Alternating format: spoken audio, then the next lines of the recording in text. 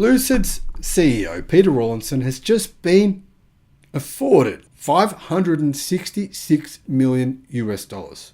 In the first quarter of this year, Lucid delivered 460 vehicles and magically claims it is somehow on track to deliver 12 to 14,000 this year, in spite of the fact that they're only delivering 120 per month right now. Lucid delivered 3 more EVs than General Motors in the first quarter of 2022, for a total of 460. In addition, they downgraded their deliveries this year from 20,000 to 12,000.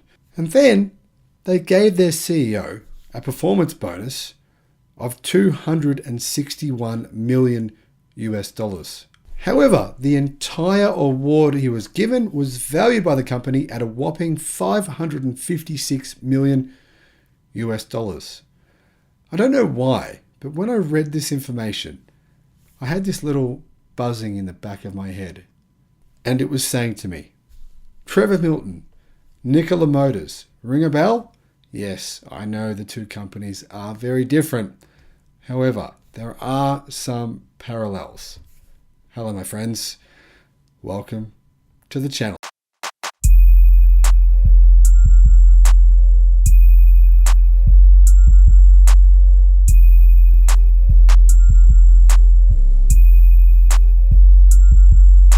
On the Electric Viking, I'm coming to you from Melbourne, Australia. My name is Sam Evans. For those of you who are new, welcome to the channel. For everyone else, welcome back. It's great to see you again. I hope you've had an amazing weekend. The news that has come out today is, well, first, let's start with news that no one seems to be reporting on, which is strange to me. No one, as in no one is talking about this. Lucid delivered 460 EVs in the first quarter of 2022.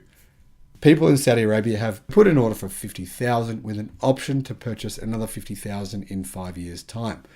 Apparently, the idea is to get 10,000 vehicles per year. I'm not sure when this is going to start because apparently Lucid is only going to build 12 to 14,000 vehicles this year.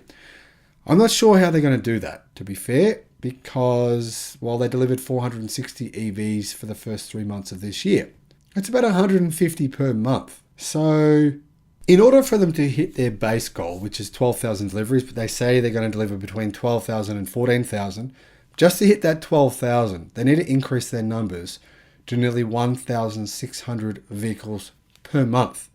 Currently, they're delivering 160 per month. So they need to 10x their current deliveries. 10x their current deliveries per month for every single month left in the year. I find that hard to believe that that's going to happen.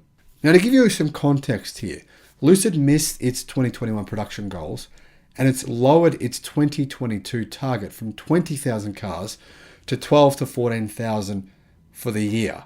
So you can see here how hard it's going to be to hit those numbers, considering 460, long way to go to get to 12,000. Now, don't get me wrong.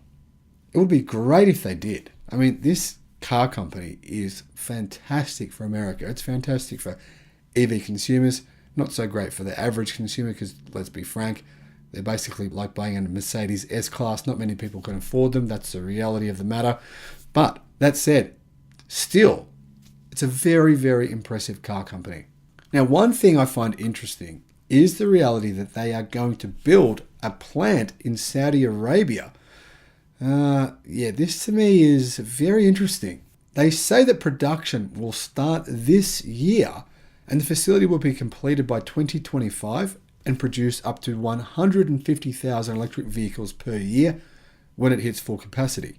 Reports linking Lucid to Saudi Arabia's Public Investment Fund, or PIF, surfaced as early as 2018 as the company confirmed an investment of more than $1 billion from the Arab country's sovereign wealth fund. A lot of people think that essentially Saudi Arabia has a controlling interest in the company. The collaboration has now been greatly expanded as Lucid has announced a long-term plan to bring advanced automotive manufacturing to Saudi Arabia to address global demand.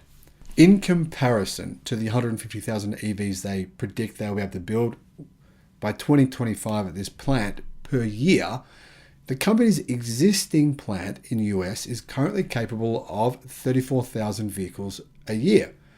Yeah, that's what they said, but they're only producing 460 per quarter.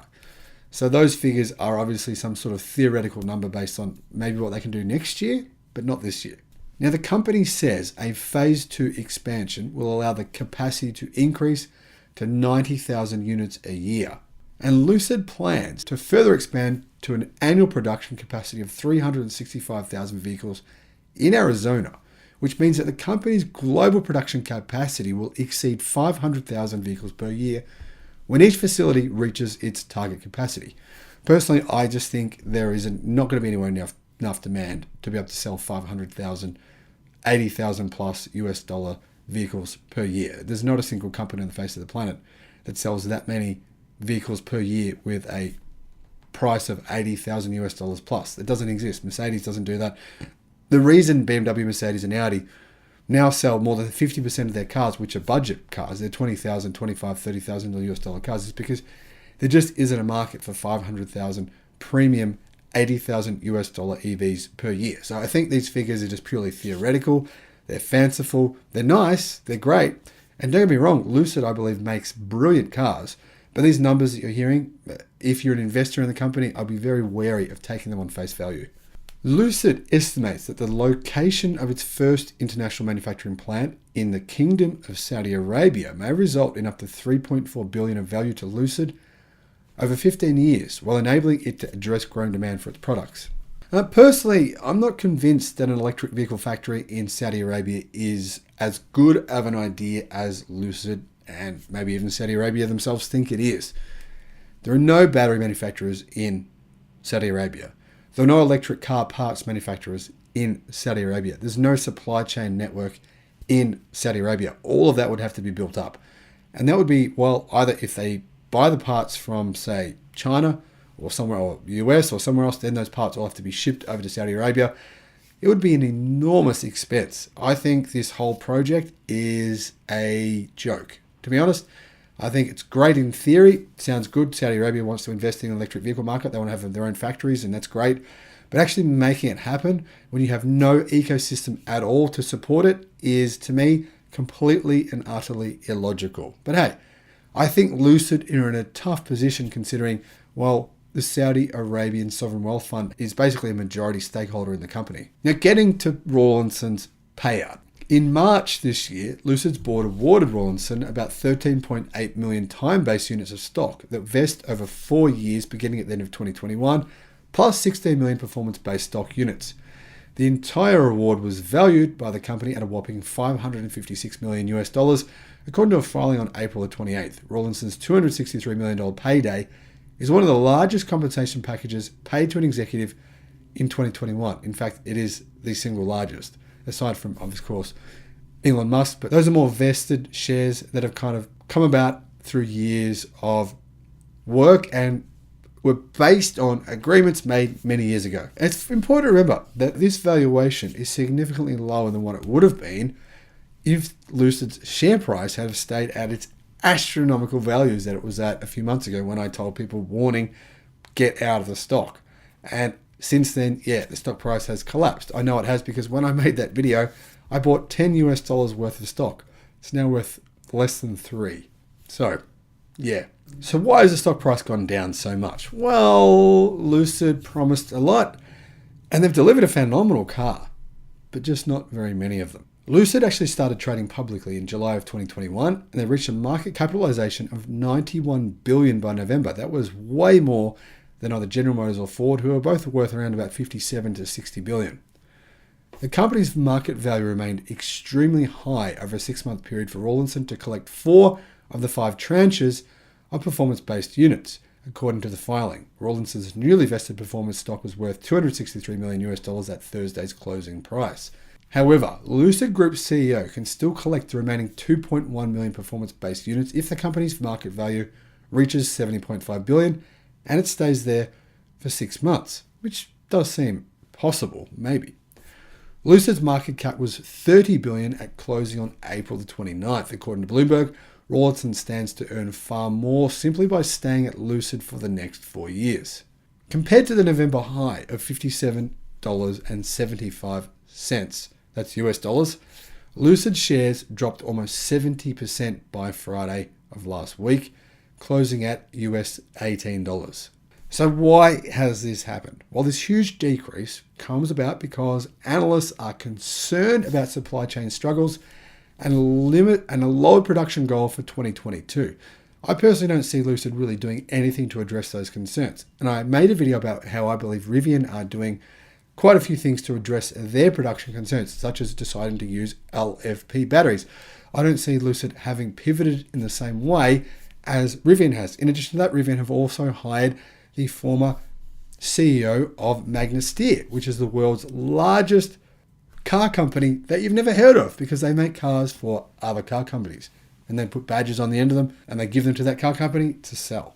Now, why is this relevant? Well, Lucid Group recently said it needed more cash to fund its plans, which include a second factory in Saudi Arabia, which will open in 2025. The company raised $2 billion in convertible debt in December, but Bloomberg Intelligence forecasts that the startup may have to sell more stock to raise the funds needed to build their factory and to extend their factory here and to basically follow through with all their very, very impressive plans over the next 5 years. Now, for some context, it's true. Technically, Elon Musk did collect a $78 billion payout from Tesla back in 2018. But there is quite a big difference between those two situations. Musk's payout wasn't due to a brief fluctuation in Tesla's stock, but more a steady, rapid rise that went on over a long period of time. In fact, over a number of years. So Elon only gets paid based on a number of metrics that have to be met first. Each quarter, if Tesla meets certain revenue, earnings, and stock price goals, Musk can earn tranches of Tesla options from this award. It sounds a little bit to me as though Rawlinson just gets more cheap stock options as soon as the stock price goes up. I'm not convinced this is reasonable considering Lucid's earnings and revenue are well and truly in the red and nowhere near what Rawlinson said they would be at this period in time. Now, the worrying thing is that Bloomberg Intelligence forecasts that the startup may have to sell more stock to raise the necessary funds or get more debt. I mean, if they didn't give their CEO 30 million shares when the company isn't even making money, maybe they wouldn't have to sell more stock. Maybe. Now, don't get me wrong. I do believe that Rawlinson should be compensated for his work. He's clearly a very impressive CEO. However, based on the fact that they've only delivered 460 cars this year, I'm not so sure his performance actually merits this kind of astronomical payout. I mean, if he had actually justified these kinds of massive earnings, we're talking nearly $600 million US dollars, then surely he would have foreseen the challenges that Lucid would go through in terms of their supply chain problems and being able to mitigate those challenges. Clearly, he has not, and he's put Lucid in a pretty precarious position in terms of its stock price, because the reality is the likelihood of Lucid going from delivering, 120 cars per month to 1,500 per month for the rest of the year is slim to none. Let's be real. Let's not talk in fantasy here. We're all adults. We can agree that the logic behind that is there is no logic. It's simply not going to happen. I believe that this is an enormous waste of company funds when they need them more than any other time in their history. However, I guess the reality is that most of this money is actually Saudi Arabian money. I mean, considering they now own more than 60% of the company, I guess the majority of it is probably coming from them. That said, there are a lot of shareholders of Lucid in the United States and in Western countries who, of course, would be basically contributing to this somewhat.